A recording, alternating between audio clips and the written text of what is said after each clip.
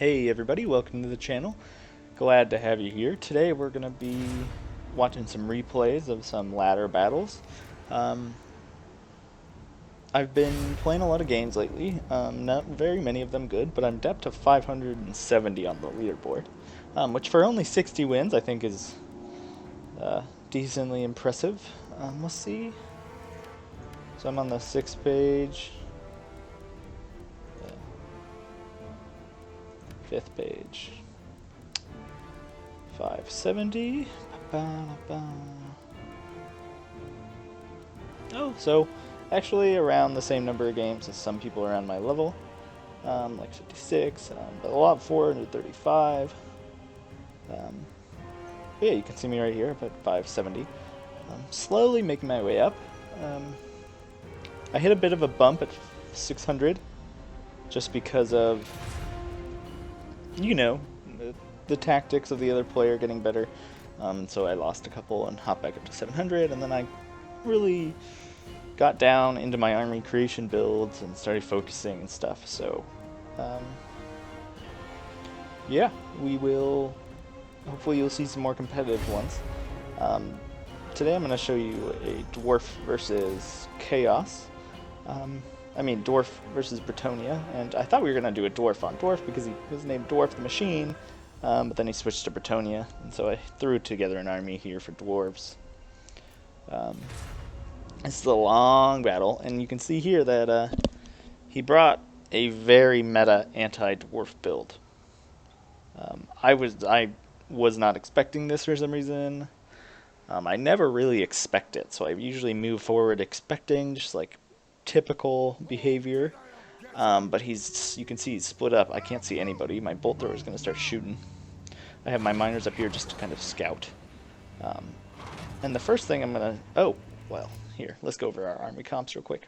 So, I've got a front line of dwarf warriors. I've got 4 of them with 2 longbeards supporting. Behind, I've got 3 quarrelers. I got a miner on each side. And I got these dragonback slayers here in the back. They'll slow down any enemy units that charge in, and they have charge defense. So, altogether a very good unit that the dwarfs needed. I am going to have 2 Thanes over here with healing potions. I have Thorgrim here in the middle, and it's set up so his aura hits my whole army for the plus attack. And then here we have a runesmith with the 20% melee resist rune. I think he has all his runes actually, so he's rather expensive, but he's giving all of these guys even more bonuses against range. And here we just have a unit of blasting charges. He has I believe just 1 paladin here with a healing potion, and then Leon Leonker. He's got 4 men at arms with polearms. He's got this lady on the horse, which will actually end up being very annoying, and he uses her very well. She's just peppering us the whole game. He's got 3 Knights of the Realm, I think. 1, 2. Where? 3? Yeah. And then the rest is just a mass of peasant bowmen. The first thing I'm going to see is these troops over here, so I'm going to kind of move up to engage there, and he's going to spring his trap on me. I'm not going to do a very good job of countering it or doing anything about it. I should have just stayed put, but I was worried about the downhill charges and stuff. My micro was very bad in this game, but I'm just showing you this because it shows you how even when they make an army specifically to exploit you, not like a balanced army to have fun, but an army like this to win. Like, this is an army only to win. This is not going to be fun to play with. You have 12 archers or whatever that I can't catch as the dwarves. So obviously you're not like gonna, you know, it's just one of those games. You can see 20-minute timer, so it goes right up till near the end. He's gonna put a lightning bolt down here on my bolt thrower.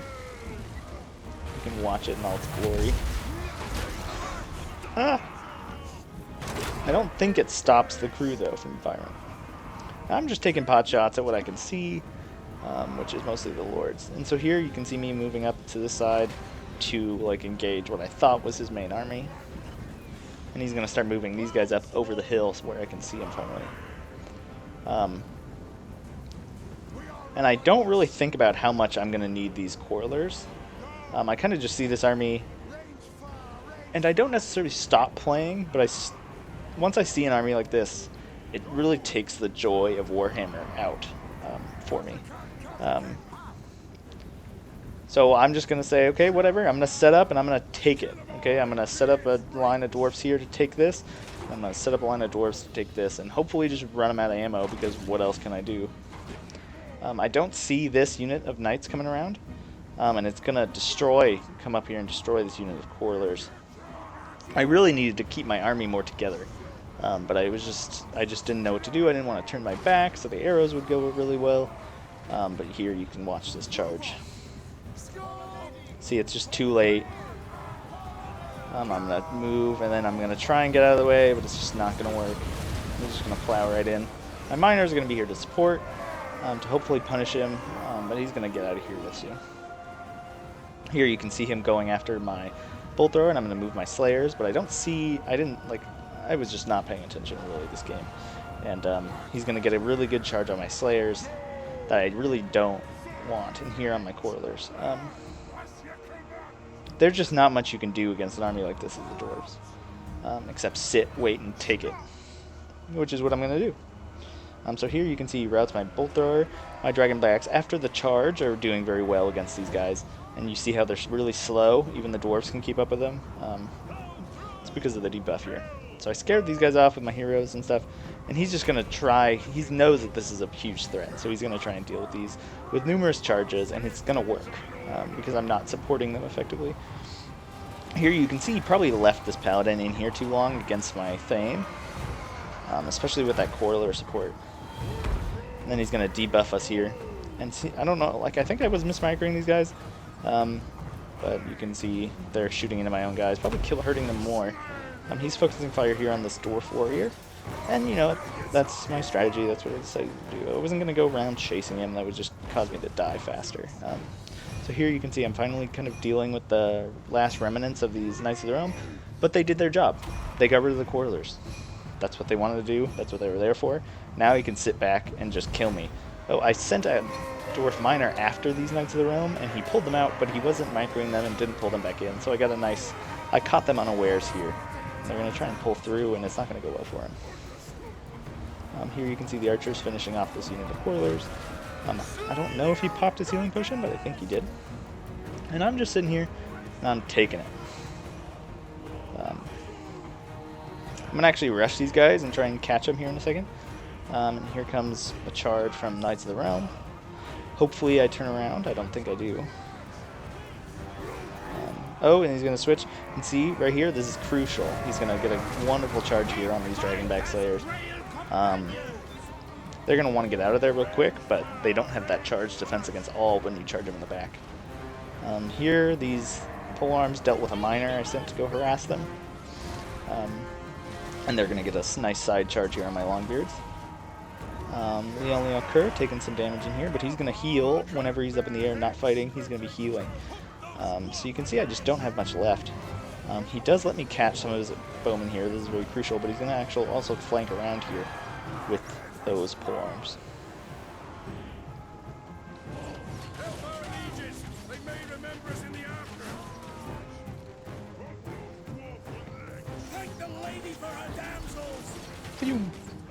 Anyways, that's fun. And I'm just going to again move these guys over here to be a nice shielded kind of uphill position.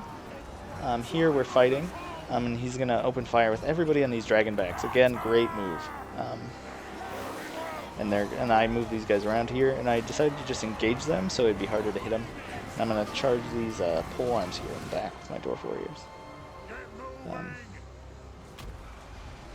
Longbeards are going to be well suited to taking in these guys out, just because these guys are good for anti-infantry fighting, and they're armored, and so these guys basically directly counter each other. The Longbeards are good for non-armored infantry, and the polearms are good at killing armored infantry. So it's a nice, even trade almost. You can see Leon Leokur over here, chasing off the last of my skirmishers with his knights too. Did a very bad job of protecting everything. And I have this kind of thing of heroes that I'm using to go around and solve problems. One time at a time, not letting him get too many kills or roll one side, and I'm moving them back and forth. I'm going to finish off these Knights of the Realm with the last of my Slayers. They're unbreakable, so they'll stay in until he kills them all. The remnants of my Quarterlers firing over here. They actually have done a good job of killing them. But here you can see he's going to finish off these Dwarf Warriors. He's still got a decent amount of ammo here. And this is just how it goes. He's going to keep moving his Flying Lords back and forth, with my slow Dwarf Lords trying to go and help the various sides here. And here, just taking the bullets, taking them. I hope I switch targets here, but I might not. I'm just trying to, every peasant bowman I can kill is one less peasant that has an arrow. So you're hurt every time you kill one of them, you're hurting their ammo supply. You can see he is going to come and strike at these guys. And at this point I realize what he's doing, and I just decide, okay, I'm going to move him here. Who cares if I take shots from one, especially when he's shooting my Quarreler. I'm going to move and try and group up into one big blob, so Leon Leoncoeur can't just keep charging individual units and breaking them like he's going to do here. At this point, both my Thanes still have their healing potion. Thorgrim is full health. These dwarfs are taking shots to their back, which is bad, but I'm going to turn him around while the rest of these guys keep moving forward. And I'm just going to form him up in a blob right here on this mountain while he uses the last of his ammo. That way I can get my armor buffs and my missile resistance to all of these people rather than just a few, like I was doing before. At this point, I was thinking, wow, okay, he's running out of ammo. I actually have a chance here, especially because I was seeing both my Thanes pretty unhurt. And you're going to see him opening fire with the rest of his ammo onto these Slayers. And every time he lands, I'm just going to try and mob him. And see, he's going to use these troops as an excuse to be able to go deal with my Slayers. I really do have to kill this Pegasus, and I haven't yet, but I'm going to move my Thane in here, and he's going to deliver the killing blow. Over here, I just charged with some of my weaker units of dwarves to try and deal with some polearms. I'm not doing a very good job of keeping my guys together like I was thinking, but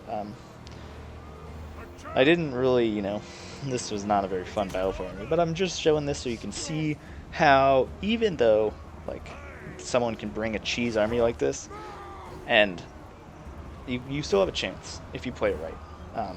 Especially this matchup, where these peasant bowmen just have a hard time chewing through the mass amount of dwarven warriors you can bring. Yeah. This game would have gone much differently if I had, say, brought 2 units of Slayers, and he had done this. I would have wasted so much money on the Slayers, I wouldn't have had enough meat here to chew up all that archer fire. So those dwarf warriors, those mass amount of dwarf warriors were really a good shot here. He's going to start targeting Thorgrim. There's nothing I can do. Absolutely zero. See, now he's going to go for the Runesmith. Look how far he flings him. And then you can just chase him and hit him again. Which makes it really hard to do anything when you can hit him out of the area of your blob and then continue doing damage. And I'm just trying to kill him desperately. This is basically the story of the whole game, is just this cycle charging here. And so I'm putting every damage rune my Runesmith has, every time it comes up I'm putting it on him. He should at this point be done with regeneration. I think he hit his max. So I do have a couple of other units that I'm bringing back. I'm bringing back this minor unit. I was really worried he was going to see it, but he ends up not, which is good. And so here you can just see me and my big blob taking some archer fire. I pop the rune of armor every time it comes up, just to make it so I misuse the rune of negation right there. That was a theme throughout. He would fake charge, and I would use the runes, and they would pull out and wait for them to wear off and then attack. But in the end, that actually worked out for me pretty well. Nope, there, you just see it, just charge in, nothing I can do. Charge in, there, I catch him a little bit, deal some damage. Here I'm going to charge again, try and catch him unawares, but it's not going to work, so, just staying in my blob. Gets a good hit on my Runesmith there. But here you can see my miners coming up to kind of resupply the bunch, and I'm going to move them to get together so you can't single them out. Oh boy. So, yeah, here we go. We're just going to keep fighting these guys. There's not much I can do, so I'm just going to let him attack. And he's going to come in here and kill Thorgrim. Just because if you want a lord to be able to take out Thorgrim, Leon Leonker is perfectly suited to the task. He's going to charge in with all his ammoless guys. You can see there he's going to kill Thorgrim as he routes.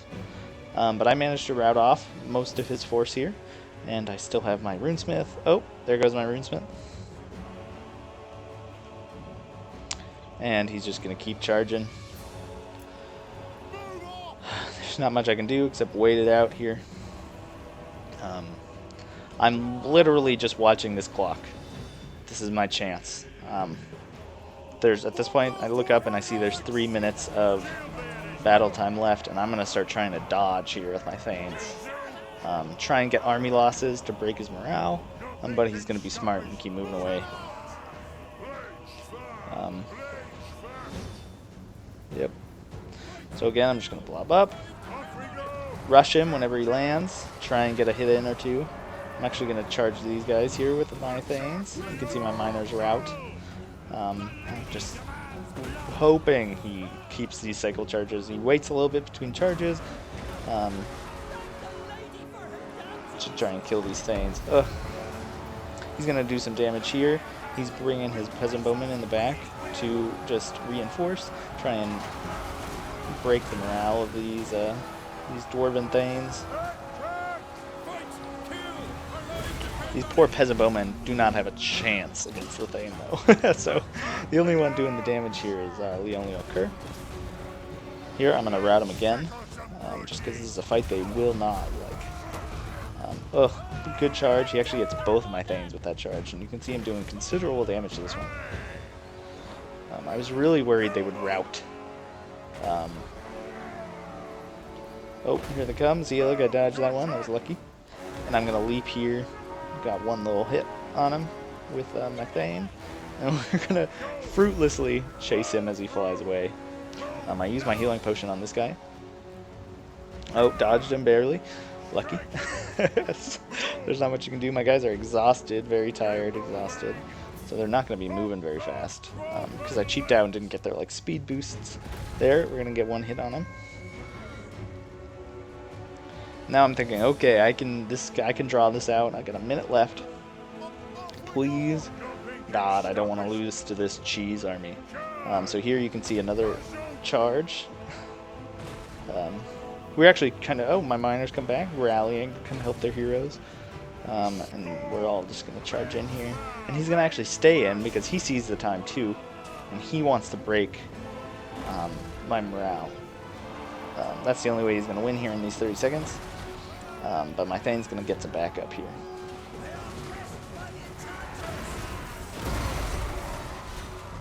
Some of the archers come back again. It's just an epic fight down to the last. You can just watch the clock ticking down. So, don't give up when, someone builds an army like this. Fight it out. You have a chance, if you play it right, they'll probably be overconfident because of their build that's designed perfectly to cheese out your army. But he was a nice guy. We talked, and he was just talking about the dwarves and their problems and stuff.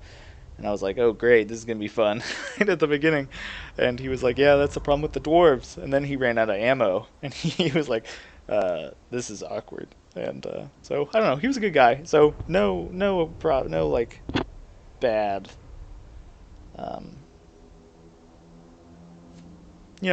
It's fine. This is Total War. It's part of the game. You try out these builds. You find weaknesses. You exploit them. So we'll go and take a look here at the kills. My Dragonback Slayer is actually doing very good. It's rare to see a dwarf army that actually has as many deployed troops as any other army. I definitely went for mass here because I knew he would be bringing a number of peasant bowmen. I didn't know he'd be bringing that many though. The game might have gone better or I might have even won if I had protected my quarrelers better. if I had always kept in a clump to boost my runesmith's defenses. But yeah, you can see great kills here on these Thanes: 77, 42, 86, 78 on that minor unit, 79, 60, 76, 50. Bolt thrower wasn't really worth it. Maybe should have just brought another Quarler.